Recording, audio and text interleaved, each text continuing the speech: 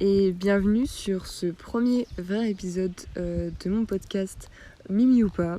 Je suis en compagnie aujourd'hui d'un de mes meilleurs amis qui s'appelle Nicolas et on va parler de nos rêves et de la concrétisation de nos rêves. Pour que vous fassiez une idée du personnage qu'est mon ami, je vais le laisser se présenter à sa manière. Alors bonjour, je m'appelle Nicolas, j'ai 21 ans et comme l'a dit Émilie, je suis son meilleur pote. On va parler des rêves. Est-ce que tu peux nous dire, toi, est-ce que tu en as ? Oui, j'en ai. Est-ce qu'ils ont déjà été concrétisés ou pas du tout ? Non, pas du tout. Du coup, est-ce que tu peux nous parler un petit peu de tes rêves ? Du coup, c'est de faire plein de voyages dans le monde pour voir les plus beaux paysages du monde, entre autres. C'est quelque chose qui pourra m'aider sans doute dans le futur, qui pourra m'aider à me ressourcer avec la nature. D'accord. Et c'est quelque chose que tu n'arrives pas à faire là où tu es en ce moment ? Te ressourcer avec la nature et avec toi et... Ouais, la plupart du temps, je vois les mêmes paysages que depuis... Depuis longtemps ? Genre t'as jamais bougé ? T'as toujours habité au même endroit ? Ouais. Ok. Ça fait depuis mes 3 ans que j'habite dans mon village. D'accord. Et de voir à chaque fois le même paysage, c'est un petit peu redondant. Du coup, c'est D'accord. pour ça que j'aimerais bien partir. Ok, et t'as déjà voyagé un petit peu ou c'est... Pas du tout. Pas du tout ? À part en Belgique, Ok, pour le nouvel an, mais à part ça, non. d'accord. Tu dis que t'avais pas beaucoup voyagé et que t'aimerais beaucoup faire ça pour te ressourcer avec toi-même et avec la nature, etc. Et du coup, je me demandais pourquoi est-ce que t'as pas encore réalisé le fait de voyager ? Alors déjà, il y a un problème financier.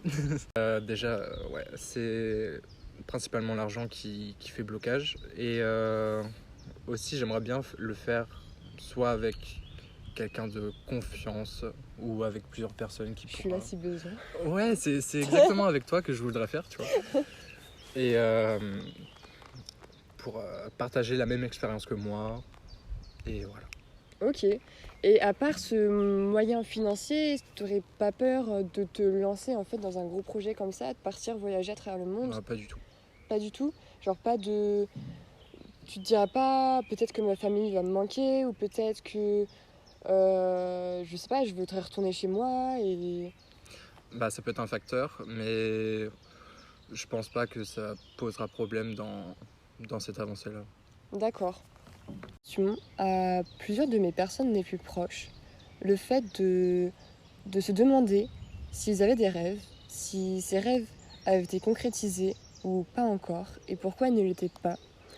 Et beaucoup de personnes m'ont répondu la même chose, c'est qu'ils avaient l'impression que les rêves, en fait, leur semblaient irréalisables et que ça semblait quelque chose de faux. Et je comprends totalement, et donc je voudrais en parler avec mon ami Nicolas. Est-ce que pour toi, ton rêve te semble irréalisable ? Aujourd'hui, oui. Ok.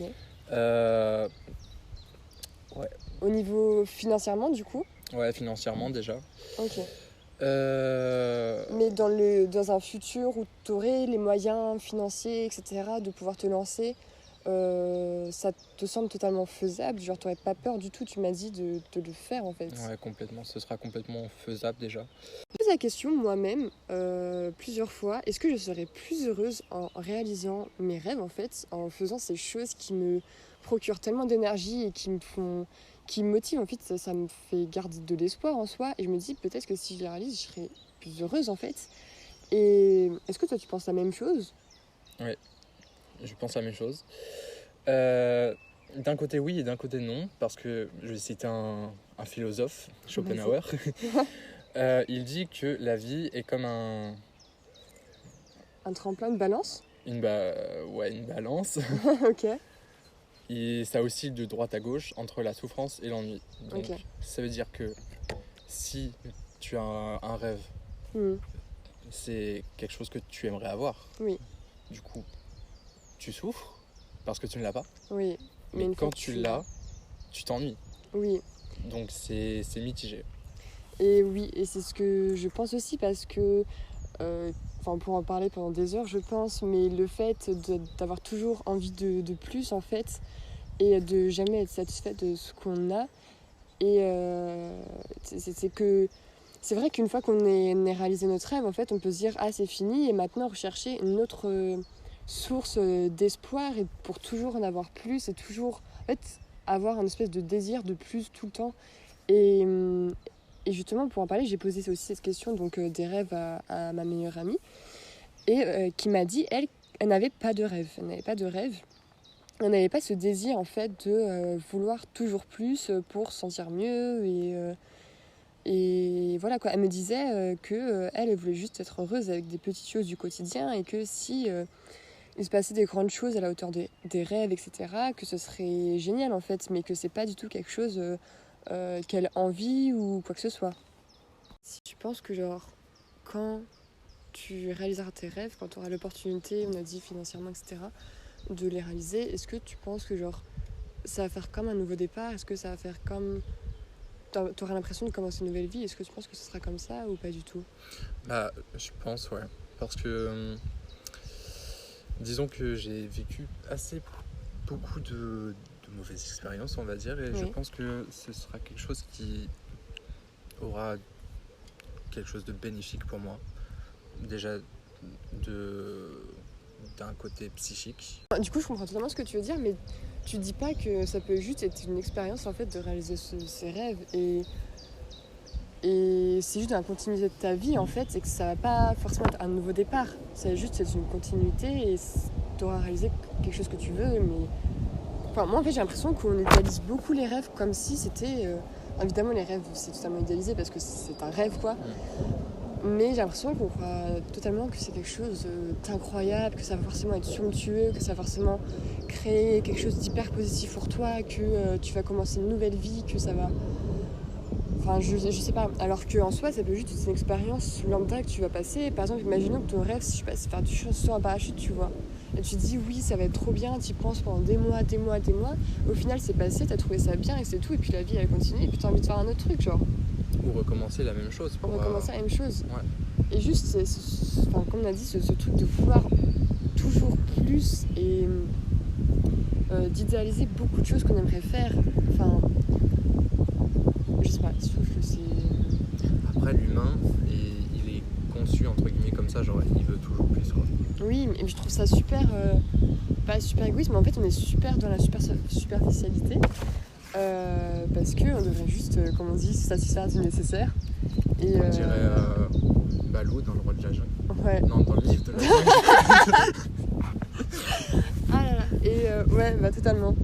Alors que tout l'humain, on veut toujours plus. Et alors que vraiment, on regarde autour de nous, on est déjà on devrait être extrêmement satisfait de ce qu'on a, quoi. Enfin, moi personnellement, je regarde ma vie, des fois, je me dis, genre, je suis très contente, quoi. Genre, je veux dire, j'ai des amis, j'ai quand même un peu de famille, j'ai un toit, j'ai de la nourriture tous les jours, j'ai énormément de choses, quoi. Que d'autres personnes n'ont pas et ça devrait me satisfaire, quoi. Alors que, bah, moi aussi, j'ai des rêves, quoi. Enfin, moi aussi, j'ai des rêves. Et voilà. Pour vous expliquer, j'ai fait un petit sondage en fait auprès de ma communauté Instagram pour leur demander s'ils avaient des rêves, qu'est-ce que ce serait quoi. Et la plupart ont répondu que leur rêve ce serait en fait de partir voyager vraiment loin quoi, c'est pas des endroits à côté. Et je me suis dit mais pourquoi est-ce qu'on rêve tous de choses on voit tout en grand en fait, c'est très beau, mais pourquoi on verrait pas un rêve beaucoup plus près quoi? Juste le fait, je sais pas, mon rêve ce serait d'aller faire un pique-nique avec ma famille, enfin je sais pas, un truc mais en fait je pense qu'on est attiré par les choses par les challenges peut-être et par ce qui nous semble impossible. Mais je comprends totalement du coup le fait de vouloir partir comme tu as dit. Du coup je pense que c'est des personnes qui veulent s'échapper et si tu peux réexpliquer parce que du coup j'ai oublié ce que tu as dit. De quoi? Le fait que les personnes veulent partir loin en fait, comme toi et moi d'ailleurs en fait. Ouais, c'est pour entre guillemets s'évader de leur vie actuelle pour souffler on va dire. Ouais. Bah pour se ressourcer carrément. pour voir déjà de nouvelles choses, pour déjà aussi pour rencontrer de nouvelles personnes qui n'ont pas peut-être les mêmes coutumes que toi, et pour tout simplement découvrir. Alors maintenant, je vais vous raconter une petite histoire.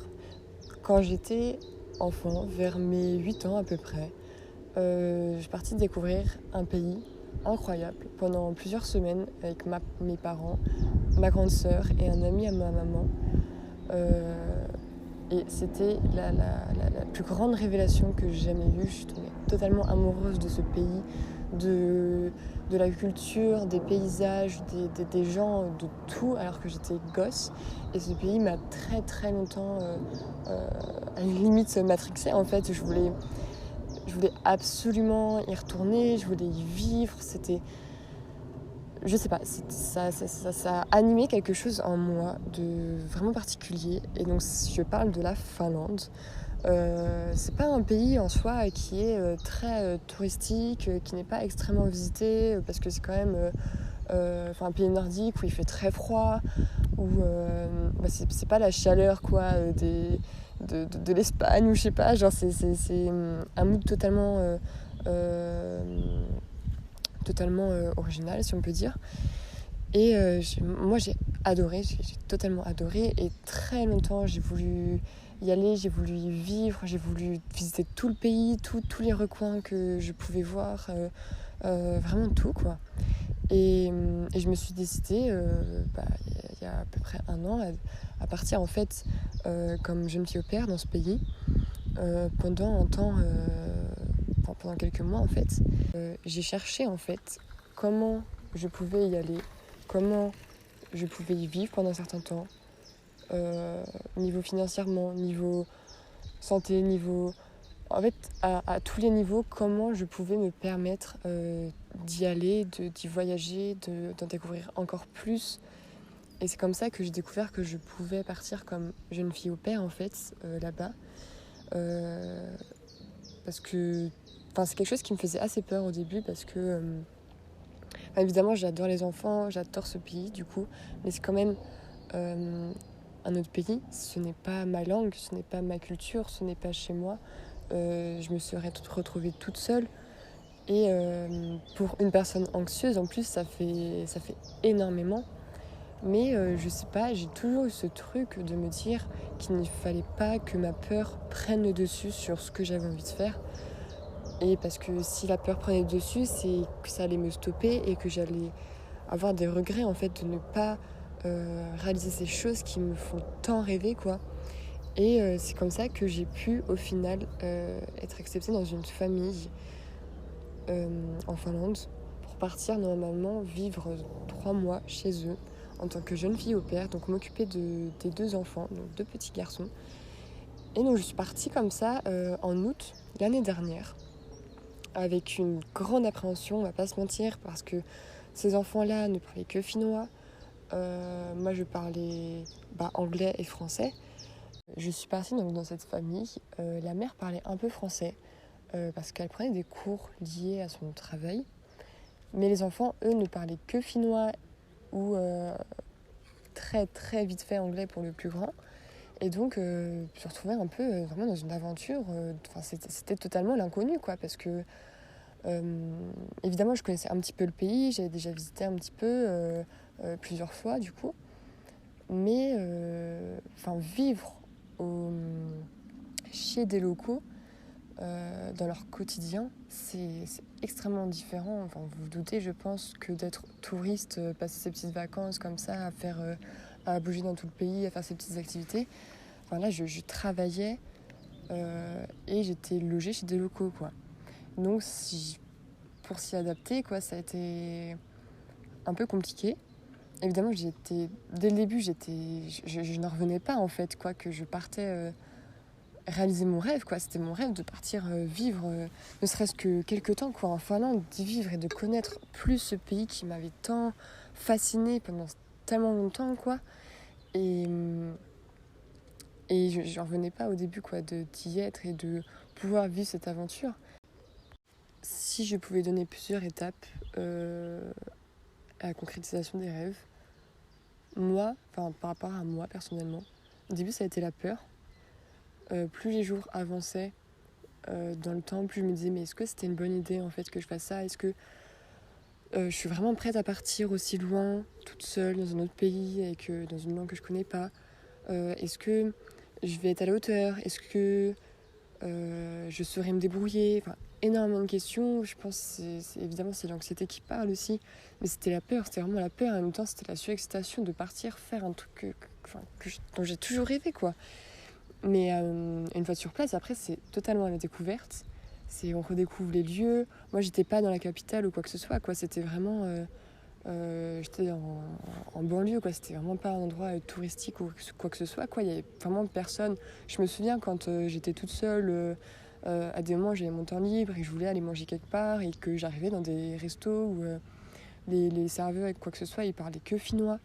Et que moi je savais pas dire un mot finnois et qu'on se regardait dans le blanc des yeux en mode enfin, j'essayais d'expliquer ce que je voulais manger, ils comprenaient pas parce qu'ils parlaient pas français, pas anglais, pas... Enfin, des moments c'était assez compliqué, quoi. Et puis juste s'adapter. Évidemment, je suis une personne extrêmement curieuse, du coup j'ai pas peur d'aller vers l'autre quand je suis en voyage ou quoi que ce soit. Même d'aller découvrir des lieux seul, quoi que ce soit, mais évidemment c'est à la découverte. Il y a des moments où tu te perds à moitié, tu te dis où est-ce que je suis, et puis tu es là, tu commences à être pas bien, tu te dis là j'ai envie d'être dans mon lit chez moi, et alors que tu es en train de réaliser ton rêve, quoi. C'est fou, quoi. Et, et à un moment, tu vois, moi où je me sentis extrêmement seule, genre je suis... Enfin, j'étais pas seule, évidemment, il y avait la famille chez qui j'étais, à qui je pouvais discuter. J'avais mes proches à distance, je pouvais les appeler, faire des FaceTime, envoyer des messages, tout ce que vous voulez. Mais à un moment où tu te retrouves vraiment tout seul, c'est comme t'es chez des gens que tu connais pas, qui parlent une langue que tu connais pas, dans un pays en soi que tu as juste visité pendant des vacances, dont tu as idéalisé quand tu étais jeune, en fait. Et tu te retrouves tout seul. Et tu te dis, mais là, j'ai envie d'être avec mes proches et je me sens pas bien. Et j'ai envie de rentrer. Alors qu'encore une fois, j'étais en train de réaliser mon rêve. Et ça, c'est complètement fou. Et de se retrouver mal alors qu'on est en train de réaliser son putain de rêve, genre. Et du coup, pour revenir à la chose dont on parlait avec Nicolas tout à l'heure, c'est du fait de... Lorsqu'on va réaliser nos rêves ou lorsqu'on a réalisé nos rêves, on pense des fois que ça va nous créer un nouveau départ ou une nouvelle vie ou quoi que ce soit. Et moi, c'est ce que je pensais en fait avant de partir comme ça à l'aventure en Finlande. Et je me suis très vite rendu compte qu'en fait, j'étais en train juste de vivre une expérience et que j'avais totalement idéalisé le fait de vivre mon rêve. Alors que, en fait, tout nous suit. Genre, moi, je me disais que forcément, j'allais être beaucoup plus heureuse là-bas, etc. Parce que j'adorais ce pays et je voulais trop tout visiter. Et que, genre, j'étais tellement heureuse. Et en arrivant sur place, en fait, je me suis rendu compte que juste tout nous suivait, quoi. Et mon anxiété m'a suivi, ma dépression m'a suivi, tout m'a suivi, tous les problèmes m'ont suivi. Et c'est comme ça que je me suis retrouvée là-bas, seule. Et en fait, très mal. Je me suis retrouvée très, très mal. Évidemment, ça a été une expérience incroyable, mais j'ai pas tenu les 3 mois comme je devais tenir. Je suis revenue au bout d'1 mois parce que en fait je supportais même plus la solitude, et peut-être parce que j'étais pas assez prête, parce que peut-être que je m'étais trop dit que j'ai trop idéalisé la chose en me disant que j'allais repartir sur des nouvelles bases, etc. Alors que non, juste on devrait juste voir nos rêves, je pense, juste comme une expérience qu'on aimerait vivre et pas comme une chose extrêmement idéalisée. Et voilà, quoi. Après, évidemment, quand j'y repense maintenant, je me dis que dans tous les cas, j'ai été extrêmement forte de me lancer là-dedans. Je suis allée dans un autre pays toute seule pendant un certain moment. Je connaissais absolument personne. J'ai pris des cours de finnois. Je me sens dans un lycée en Finlande. Avec des personnes qui venaient du monde entier. Ça a été extrêmement enrichissant. J'ai vu quand même des choses magnifiques. J'ai visité plein de lieux incroyables et seule. Genre, j'ai tout fait toute seule. Et même, j'ai découvert des personnes géniales et la nourriture et la culture. Et une petite anecdote, quasiment tous les Finlandais ont un sauna chez eux. Et c'est-à-dire que du coup, la maison où j'étais en Finlande, ils avaient un sauna. Et la mère, quand elle avait vu que j'allais pas très bien, elle m'avait dit va dans le sauna, ça va comment elle dit ça, de me ressourcer, parce que pour eux c'est comme une sorte de méditation le sauna. Et c'est fou parce que ça m'avait vraiment fait du bien d'ailleurs. Enfin bon, petite parenthèse. Et maintenant je me rends compte que en fait les rêves sont totalement réalisables. On peut totalement passer au-dessus de la peur, etc. Mais juste il faut voir où est-ce que nous on peut aller, nos obstacles à nous personnels, sur notre santé, que ce soit physique, psychique, nos besoins aussi. Est-ce qu'on a vraiment besoin? Est-ce que cette chose va vraiment nous rendre heureux? Parce que c'est ça la question qu'il faut se poser. Est-ce que si je fais ça, ça va me rendre heureux ou pas du tout? Voilà. Mais en tout cas, personnellement, moi, je vous dirais de vous lancer dans tout ce que vous voulez faire et de ne pas avoir peur, parce que ça ne sert à rien déjà d'idéaliser les choses qu'on veut faire. Faut pas faire comme moi, parce que forcément les rêves peuvent être totalement incroyables quand vous allez les réaliser, mais ça peut aussi pas se passer aussi bien que vous le souhaitiez, et malheureusement ce sont des choses qui arrivent, et moi ça m'est arrivé, mais c'est pas pour ça que maintenant je me dis que plus jamais je partirai à l'aventure ou quoi que ce soit, parce que justement je sais quelles sont mes barrières, je sais quelles sont les choses qu'il faut que j'affronte avant de repartir à l'aventure. Mais c'est quand même assez incroyable en fait de réaliser ses rêves. Et je vous le souhaite à tous, vraiment à tous, et de vous mettre aucune barrière. Je pense que ça, c'est vraiment la chose la plus importante, ne pas avoir peur et surpasser la peur. Du coup, merci à tous d'avoir écouté ce podcast. Et merci à Nicolas d'avoir participé. Je t'en prie. Hein.